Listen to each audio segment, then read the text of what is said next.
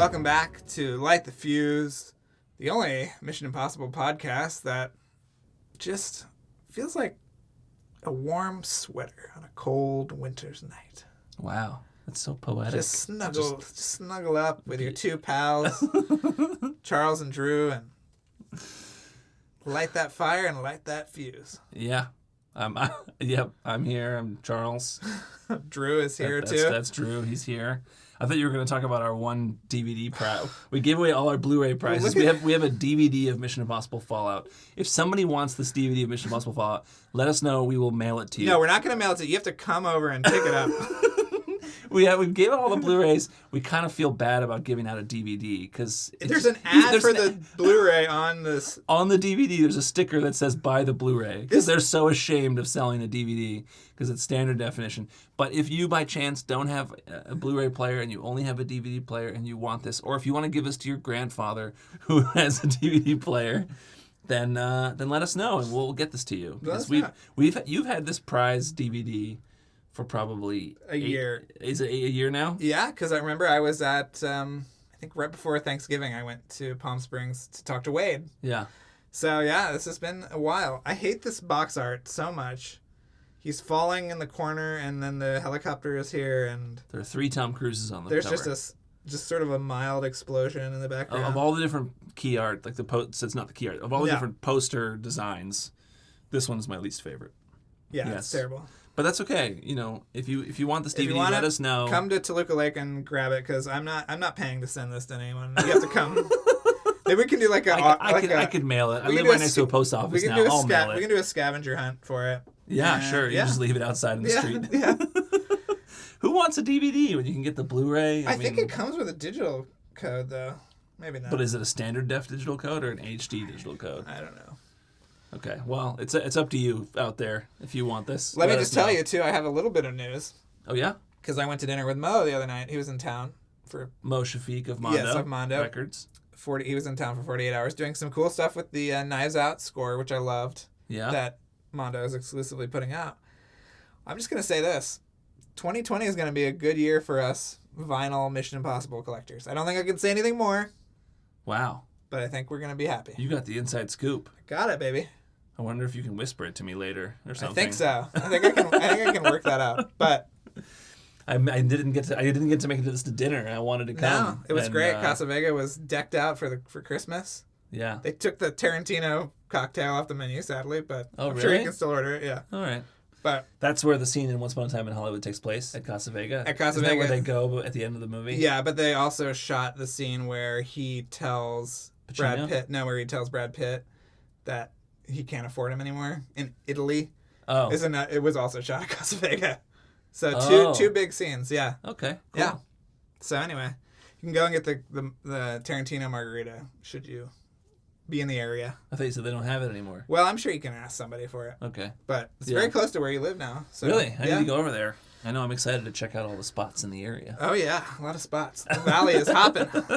But anyway, we went to a much nicer part of town. Yes, we've interviewed Paul Hirsch, and this is part 3 of that interview. And this is mostly De Palma focused.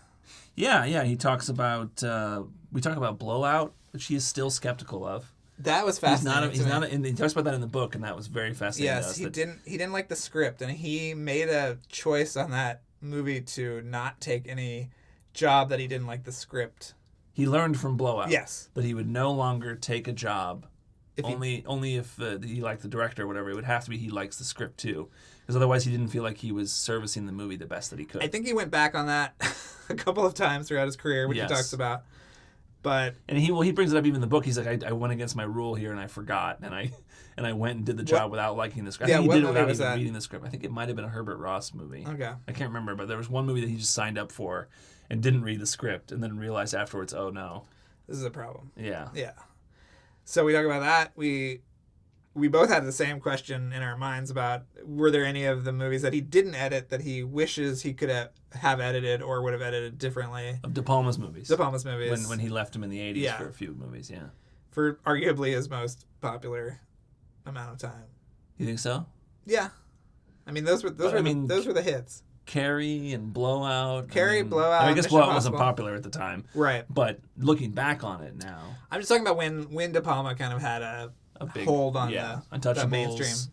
Untouchables, Dress Body to Kill. Double, Dress to Kill. that was all Jerry Greenberg. Yes. But also, Jerry Greenberg did Bonfire, Casualties of War. Right. These are not movies that are easy to watch. So, They're lower on De Palma's filmography. yes. Interesting, I would argue, all of them. Yes. Especially... Did he do Carlito's Way as well? I'm not sure who did Carlito's Way. Probably. I'm going to look it up while we continue to talk. All right. But anyway, we go through this, and we try our best to get him to rank Tom Cruise's hair, because one of the features of this book is that he is always talking about people's hair and facial hair. Yeah. In a great way. He does really great descriptions of people's facial hair. Yeah. Which maybe we appreciate that. Yeah. You know, interesting. It was neither Greenberg nor Paul Hirsch. It was Bill Pankow and Christina Bowden. Pankow does a lot of his stuff, though. Pankow did Femme Fatale. He edited the new one, Domino. Which I liked. So there's your answer. Black Dahlia. Right, cool. So I'm not sure what we were saying, but Paul Hirsch is amazing. We love talking to him. He's so funny. He wouldn't rank the hair, is what we were saying. Oh yes, that's what you were saying. Yeah, he won't rank. He wouldn't. He refused. He refused. We tried. We tried. We did our best. Just listen to him. Don't listen to us. Don't listen to him. us. Yeah, we'll be back. Yeah.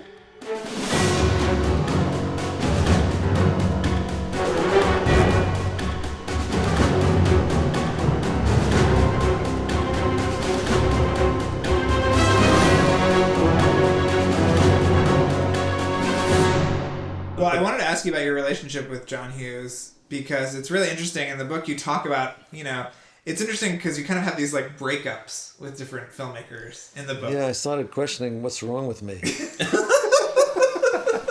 I guess I'm too persistent or something. I don't know. But you have this sort of breakup with John Hughes, which is a story that we've heard from actors and other Yeah, I'm not the artists. only. You're not the only. I'm not the only. But then you have the unique sort of circumstance of working at Fox, overseeing a lot of his movies, recutting a movie, and also you were going to potentially direct one of his screenplays. Yeah. Can you talk about that? Because you don't really get into it in the book, but I would love to know what that was like. On a personal level. Yeah. Like reconnecting with him, or if there already was. Was there a reconnection? Yeah. Okay. Great. All right. Well, that clears things up. Did it end again at a certain point? Did he? I mean, did his? Because it's not. You described it, and everybody, like you said, everybody talks about that. He sort of has a crush on you, and then he just kind of leaves you behind. Did it happen again, or did you kind of just were sort of friendly? What happened was Home Alone is what happened, and Home Alone was huge. It was a negative. It was in turnaround from Universal, I think it was, and Joe Roth picked it up, and it turned out to be the biggest hit of the year. Made $300 million, which adjusted for inflation is probably twice that or more, Huge hit, and you have a child star. Well, if you want to have a sequel, you better make it fast because the kid is growing every day, So that became a priority. So the idea of me doing one of John's films got sidetracked, and we got to do Home Alone 2 before we do. I was supposed to do one about a nanny, a German nanny with some spoiled kids, and she makes them. She gets their heads straight.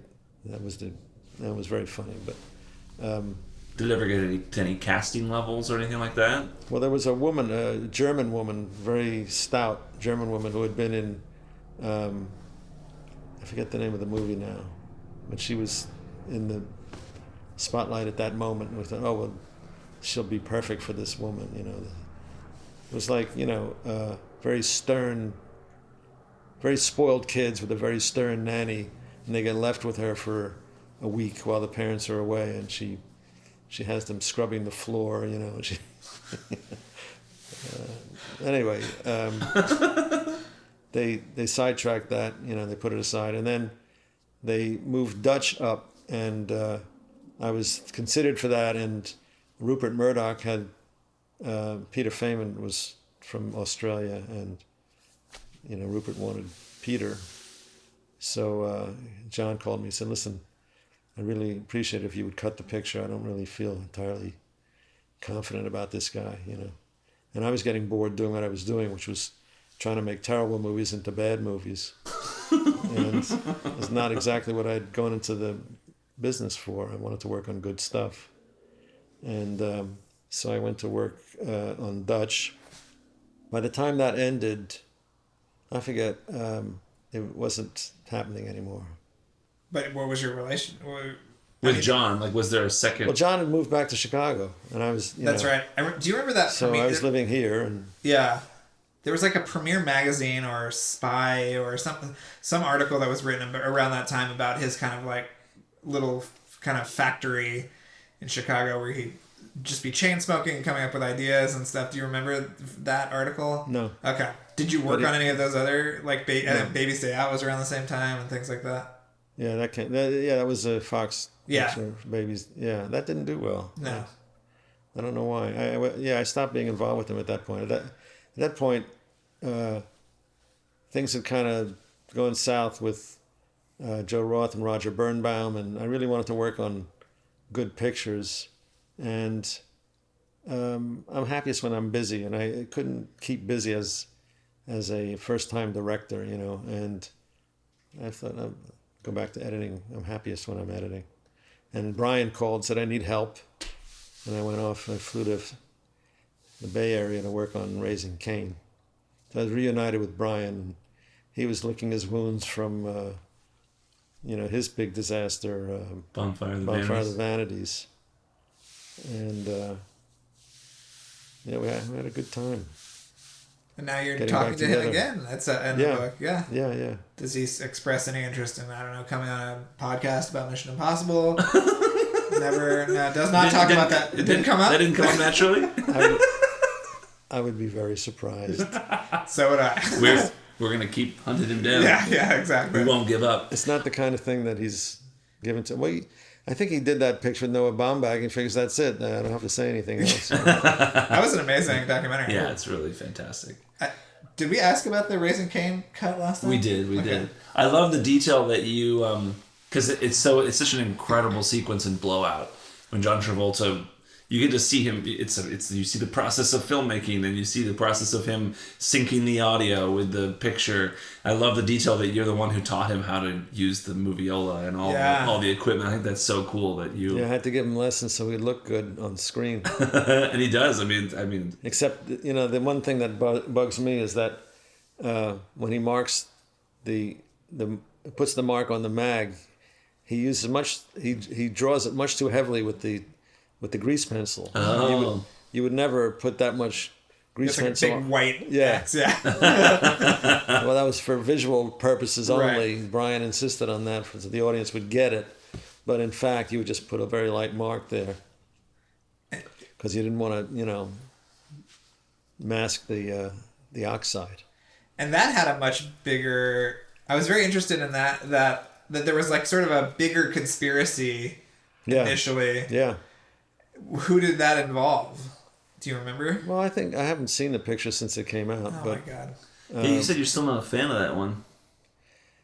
Well, maybe I would be if I saw it again. I mean, I don't know. They're going to show it at the Chinese Theater, December 6th or 7th, I think. Let's go. There's a double bill. Sisters and Blowout. I'm doing a book signing beforehand. Amazing. And then there's a Q&A. They wanted to have the Q&A after Blowout. I'm trying to get them to do it between Sisters and Blowout. I don't know how you feel because we're both big De Palma fans, but I think Blowout is his best movie. Yes, of course I feel that way. So he feels that way too. So you got two people here on this who think that Blowout's his best movie. You should watch it again. Yeah, you're gonna sit through it. If we go, will you sit through it? No. Okay. Enough time has passed. I think you can see it again. Why is it better than Dress to Kill, for instance? Or I think the filmmaking is stronger. I think the emotions resonate with me more. The ending, the tragic ending, which I think you said in the book you tried to convince him to not not kill off Nancy Allen at the end. Yeah. But to me, it's so heartbreaking. And John Travolta's performance at the end and that final scene when they've got their scream and he's sitting there and you just see it's a good scream and he just looks devastated. It's one of the great. I mean, I don't know. It's such an incredible performance. And just all of the fireworks shot at the end. I mean, all of this is some of the most beautiful filmmaking I've ever seen. Vilmos is a genius. Yeah. And then also John Lithgow, his entire character, the whole... Lithgow. Sorry, mispronounced. Everything with him is so amazing, too. And that character and just this weird loose cannon. And it's a really bizarre movie, but I just love it. I mean, and the tragedy of the earlier thing for Travolta. Lithgow is supposed to be an operative working for a group of politicians in Washington. Right. Okay. But that sort of got played down, and he comes and he makes a phone call to the guy he was supposed to report to, and it's played as if he's going off on he's gone rogue on them. Yeah. But I think initially Brian was trying to make a movie about a conspiracy and then wound up making about a lone assassin. Okay. So maybe that's a good thing too. I love his delivery of that line too, where he's like, "I'm going to make it look like a series of sex killings." It's like great, it's so funny. Yeah, I don't know, it's just great, and the whole centennial of it, and I just love. Yeah. And just the filmmaking sequence where he's putting together the film, and then later the sequence where he's going through all the audio reels trying to find it. It's just all emptied around. I mean, it's all been degaussed. Yeah. I mean, I'm a big Fury fan too, and I love Phantom of the Paradise. I got to tell you that. Yeah, I like surprised. I like Phantom too. Yeah. Well, I really want to ask you about Phantom of the Paradise too, because that was a movie that oddly got compromised. I never knew this. Oh yeah. Because Led Zeppelin's company name was similar to the company that was depicted in the movie originally. Yes, so then you had to blur out things and cut things, and you said the movie will never be as good as it originally was. I was just curious, what was the worst thing? What made that version so much better than what was... Well, there's a scene at the airport which haunts me to this day where we had to mat out the Swan Song logo and put in the Death Records logo instead. And in those days, they couldn't track the movement of the camera. So there's this shot of the podium. There's supposed to be an image of this dead sparrow on its back and Death Records underneath, and it's floating around in front of the podium. They couldn't track it accurately. So it's just. I've got to revisit that movie. But were there things that were actually removed from that version?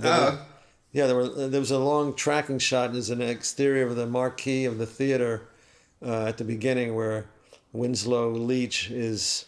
There was a big crane shot down. We had to cut halfway through because it went past one of the. It's just. Oh Jesus! It's just. It was horrible. It's like. I compare it to somebody who's, going through the windshield of a car in a bad accident, and somebody afterwards says, she's very beautiful. You say, yeah, but you should have seen her before. Oh. It's very interesting to hear you talk about Mission to Mars. I was surprised that made the book, because when we were talking to you a few months ago, you said, I'm not talking about anything that was like a bad experience, but it sounds like Mission to Mars had its fair share of challenges. Yeah. That alien at the end, I'm glad you agree that thing looks so stupid. Yeah, I just saw the movie for the first time a few years ago, maybe 5 years ago now, and I thought the movie was so great, and then the alien comes in at the end, and then it's not so great anymore. Endings are hard. Yeah. Yeah, usually when there's a reshoot, it's because of the ending.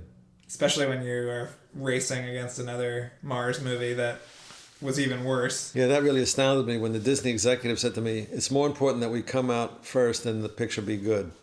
Wow. Gosh. Did you ever go on the ride that the movie was inspired by?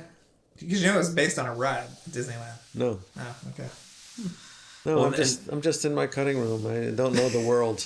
I don't see movies. I don't go around. I also love hearing about how the Secret Lab kind of fucked you over on 2 separate occasions. Because I'm also a big animation fan, so I remember when the Secret Lab was being touted, and it just... Oh, in the Secret Lab... Secret Lab was a division of Disney that was sort of using these high-tech special effects, and they were supposed to be kind of a competitor to ILM, and Yeah. they were the ones working on Gemini Man back when you were doing Mighty Joe Young, I think, when that was being done at Disney. And on Mighty Joe Young and Mission to Mars, they totally dropped the ball. Well, Can we say that? I can say that. okay. Yeah. So it was very interesting to hear that. I'm not a critic. You know. No, but it was interesting to hear ILM, who you worked with, obviously, from the very beginning, come in and save the day twice. Yeah. Well, there's a story about the production schedule being going faster on Mission to Mars and then resorting to doing more oneers. Yeah, did Brian appreciate that? Because you talk about how Brian's solution was just to do uninterrupted shots forever, seemingly. Was he into that? You know, Brian's attitude is, or was, that he was really only interested in his own projects that he wrote. Mm-hmm. And he would do a picture for the studios to give himself the freedom to do the next one for himself. So that was the theory. Like he did Untouchables so he could do something that he wanted to do, or, you know. So was that like Mission Impossible was for the studio and then Snake Eyes was for him? Yeah. Yeah, or the one with Craig Wasson, Body Double. You know, which I thought was a much better picture than. I mean, I thought Craig Wasson was not the right choice, but you know, imagine if that had been Bobby De Niro in that role, it would have been a much different picture. You know. Is that what it was supposed to be? No, but I'm just playing Dreamcast. Did you ever watch some of those 80s? When you read a script, you know, when I read a script that hasn't been cast yet, I'll say to the director sometimes, "Who's your dream casting for this?" So when I read it, I can imagine that actor in that role, you know, so to get an idea of who I'm reading about. Were there any of the movies that Greenberg edited that you wish you could have done? Yeah, so I was about to ask, like, or like, did you ever watch those movies and think I would have done this differently? No, I don't think that. I mean, I remember thinking that. I thought Dress to Kill was really good. I was not a fan of, I can't remember the title, the Michael J. Fox Vietnam picture, Casualties of War. Well, I just watched it's a tough one to watch. Because that rape scene just goes on and on. Yeah. You know. It's a brutal. That was one for him. Watch. Yeah. I was astounded in your book by your attention to detail in regards to people's facial hair and hair length. You describe everyone's facial hair. So about the cutting of Kevin Bacon's hair for Footloose, and that was a very big deal. Yeah. We love that story. Yeah, shutting your eyes and cutting a haircut. But so we got to ask you, if you would rank Tom Cruise's hairstyles in the Mission Impossible movies. No. All right. Okay. I won't. Well, maybe a good last question is: you're talking to Brian again. Do you think you will work together? Well, I don't see it, but it would be nice, but I don't see it. Just because of where you guys are in your respective careers, or? What career? Your career. You have a career. I have a career as an author giving interviews. You've worked on a lot of movies recently. At least assisted and. Yeah, I don't know if I'll edit again. I don't know. We'll see. Yeah. You just edited. Is that you feel like you don't want to go back to doing it, or are you? I like my freedom. I like not having to get up and be somewhere at a particular time. Yeah. Answer to some guy who you may not respect as a filmmaker, and. It seems like editing is very. You talk about the franchise movies too. The business has changed too, because it used to be fun. I can't put my finger on why it stopped being fun, but talk to a lot of editors who've been around for a while, and to a man or a woman, they'll tell you it's not as much fun as it used to be. Do you think it's the directors are not as good anymore, or is there more involvement from a lot more? There are too many voices now? It's the technology. Oh. It's the technology that invites participation by, other parties, and it's less personal. I mean, you talk about that in the book on Ghost Protocol when they started handing out iPads of all the sequences that you were cutting. Yeah, I thought it wasn't a sacred thing anymore. Yeah, I thought this is going to be the way from now on, and it never was again. That was just that one picture. Really? Right. Yeah. Well, then because now it's just internet. It's all streaming. Yeah, so now everybody goes on Pix or whatever, and they stream the footage or scenes. But before it was like a movie was like an expedition to a distant, unknown land, and the studio was the expedition outfitter and financer. And when you started shooting, you set out, and then the executives are back on shore, and if they see you going in the wrong direction, all they could do was wave, But now they can chopper a new guy right onto the ship and take in a different direction. And I don't know, it's just not as much fun as it used to be. And I'm old. I'm getting old. Sounds like the Mummy and Warcraft were sort of part of this new franchise-based kind of methodology. Yeah. Neither one worked out. No, I just think they put the cart before the horse. They thought, we're going to build this whole new dark universe, and we'll set it up in the first film, and we'll explain everything about it. And at that point, the audience hadn't developed any interest in the dark universe, and all these things that they explain could have been saved for the second film if there was going to be a second film at all.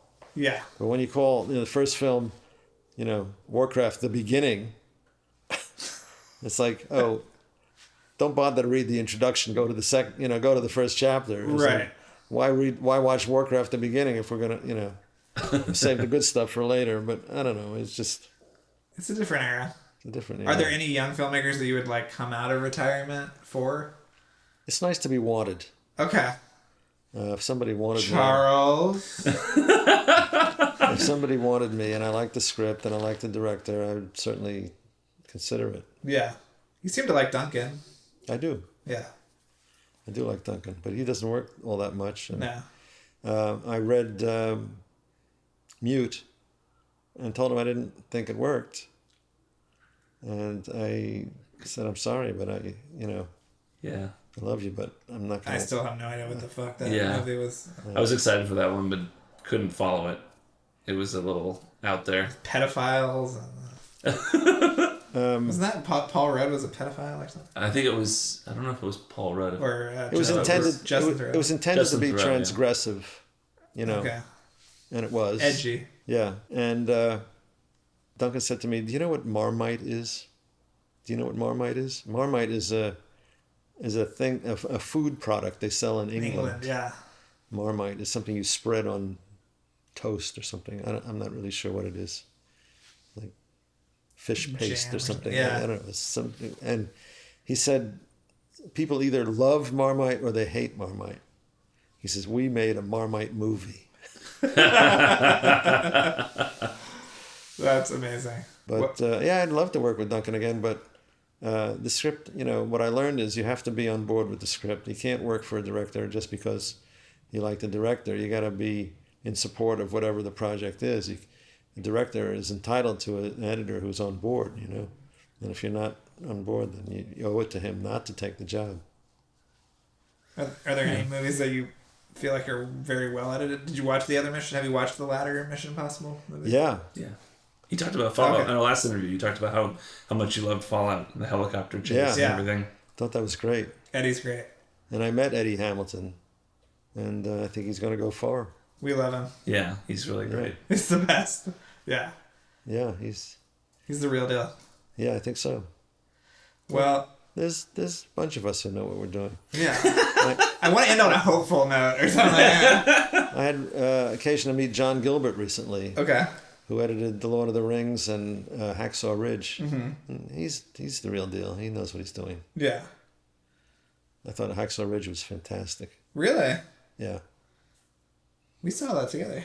Yeah, I like that movie. Yeah, it's good. Yeah, I thought it was terrific. Yeah. You have a favorite movie of the year? This year? Yeah. Yeah, you're a voting member of the Academy, right? Detective Pikachu? I'm not allowed to talk about it. Oh, that's right. You're not supposed to give any hints to the press about how I'm going to vote. I think it's Detective Pikachu. Yeah.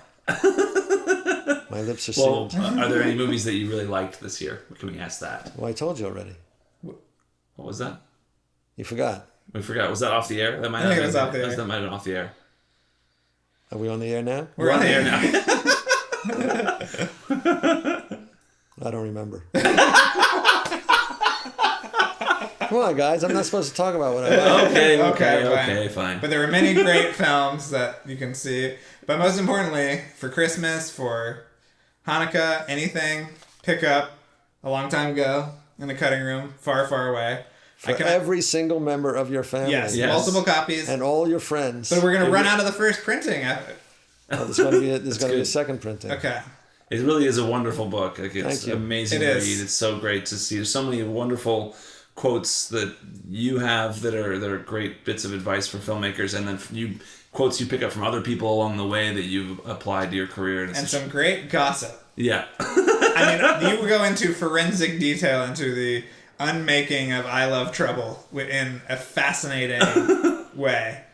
People remember this was Disney's big summer movie in '94, I think. Yeah. Yeah. So many great stories. Yes. Julia Roberts not only being able to kiss Nick Nolte one time because he was such an asshole.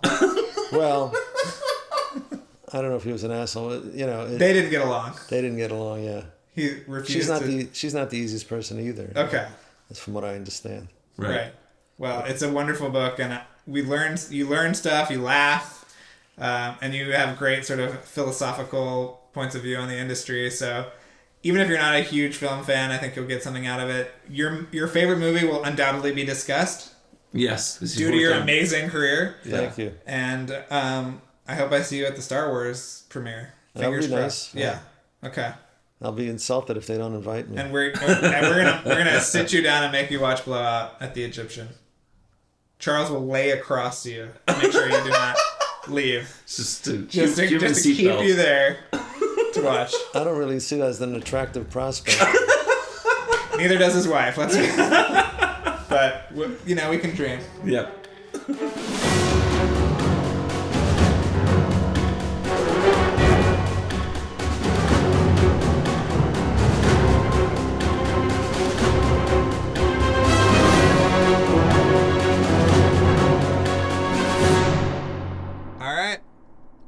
We were forcibly removed from and sent on our way. Yep. The police were called and no, we had a great time. Yeah, it was really wonderful talking to Paul Hirsch again. And I it's weird to say, but I hope we can do it again sometime. Yeah. Because there's so much to ask him. His filmography is just so vast. Yeah. We gotta ask him what he thought of 1917. He got that screener and he was excited about it. Right. Yeah. So, we gotta follow up. Yeah, I'm sure he'll love that. Yeah. But seriously, buy his book. Buy his book. A Long Time Ago in a Cutting Room Far, Far Away. Yes. It's out now. It's on Amazon. It's on he told us that Kindle, iBooks. There will be a second printing with more stuff in it, too. Oh. Because apparently they didn't press a lot initially, and they're selling so well. They're going to do another printing, and there's going to be more stuff. I love that. Yeah. So I'm going to have to buy it again. Yeah. Maybe a physical copy this time. Yeah, schmuck. I know. And then maybe I can get him to sign it, and then we can rope him into another interview. Yeah, I think so. Well, he's doing that. We got to go to that Blowout screening and make him watch it. Yeah, he's considering going to a screening of Blowout. I think he's signed up for doing the Q&A, but he says he's not going to sit through Blowout. Oh, yeah, so that's right. So we talked about that in this interview. We were trying to force him to watch it. Yeah. But thank you all so much, and thank you especially to our Patreon subscribers. Yes, and you can be a Patreon subscriber too. Yes, patreon.com/LightTheFuse. Sign up for the bonus content, get our commentaries and other bonus episodes. You will love it. I promise you, and if you don't, you can tell us what you want, and we'll do that for you. Yes. So whatever you want. And then shirts at our TeePublic page, which is linked from our website, LightTheFusePodcast.com. And you can get shirts or sweatshirts or baby onesies and laptop cases, mugs, pins, stickers, magnets, all kinds of wonderful things that you can get. And it all helps the show. Yeah. It helps us do this weekly, which is not easy. No. But we love it. And we love all of you. And thank you so much. We're into 2020 now. Yes. Happy New Year. Happy New Year. We got some big plans. The world has not ended. Wow. It's January, and that's what this is now, even though we're recording this in early December. Yeah. So, Happy New Year to everybody, and thank you all so much for allowing us to keep doing this Yeah. for so long now. And we will keep doing this until the new movies come out. At least. Yeah. Ugh, it seems like a long way away. We might have to take a hiatus at some point. We might need to take like a month or two off, just to take a breather. Well, reset. We don't know. It's like whenever I think we're about to peter out, then suddenly we get a flurry of guests. Yeah. And so we get great people. So I think we've got a couple of really great names coming up that we're really excited about that hopefully will be happening in December and then more in January. So I think we'll be set for a while. God. So All stay tuned. We've got editors and producers, and we just got delayed on a composer. so we will not have that composer soon. That will be maybe in the spring. And who else we have? We got people on deck. A lot of good people. do. So get ready. It's going to be awesome. You're going to love the guests we have. Now we kind of can't go back to some of our favorite guests because they're going to be busy maybe with these other movies. So we're gonna dig in the well. We're gonna find all sorts of amazing people from every strata of these movies, and we're very excited. And maybe some critics too. Hopefully, we've got some. Do we need them? Do we need them? I think I'd love to. I'd love to get Matt Singer and Matt Goldberg on. Okay, we're gonna do it. They've written some nice things. What was it? Was it Matt Goldberg had? He did his top movies of the decade. Yeah. And the Mission Impossible series was listed as 8th. Yeah. He said he had a few cheats. Yeah. That was one of his cheats. Was he did the whole Mission Impossible series, which was Ghost Protocol and Rogue Nation and Fallout. Yeah. All considered at number 8 for the decade, which is really cool. Yeah. I love that. So I'd love to get him. All on right, the we're show. gonna get him on. Let's do it. All right. And until then, just remember to like, subscribe, rate, and review. And we'll be back next week. Yeah, and this episode's brought to you by Jeremy Dillon. It was mixed and edited by Luke Burson. So thank you to you guys as well for helping us make this happen. Features Downright Criminal Reproductions by Kevin Blumenfeld. Yeah. Okay. All right, we'll see you next week.